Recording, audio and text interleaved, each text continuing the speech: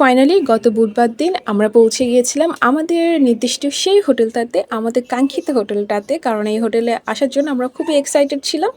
আমরা গিয়েছিলাম সিলেটে। আর সিলেট অঞ্চলের সবথেকে এক্সপেন্সিভ যে হোটেলটা রোজভিউ হোটেল, এই হোটেলেই আমরা ২ রাত স্টে করেছিলাম। রুমে ঢুকতেই ওয়াও বলতে হয়েছে, কারণ হোটেলের বা আমাদের রুমের যে পরিবেশটা এত সুন্দর, যা সবারই ভালো লাগবে, মনটাই ফ্রেশ হয়ে যাবে।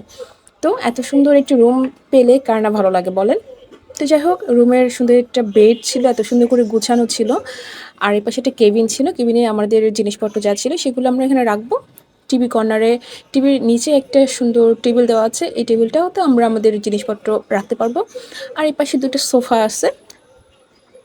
আর আমার হাসব্যান্ড রুমে ঢুকেই এইভাবে পর্দাগুলো সরিয়ে দিয়েছে, কারণ সে আলো বাতাস একটু পছন্দ করে।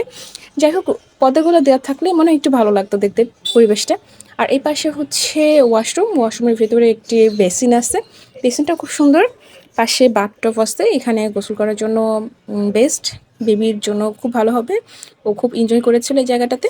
এই পাশে কমোড, তাওয়াল দেওয়া আছে, অনেক সুন্দর ওয়াশরুমটা। আর এই যে সারাটা দিন জার্নি করার পরও এত সুন্দর একটি রুম দেখে মনটাই ভালো হয়ে গিয়েছে। যাই হোক, শেয়ার করলাম একটু আমাদের রুমটা। থ্যাংক ইউ সবাইকে পাশে থাকার জন্য।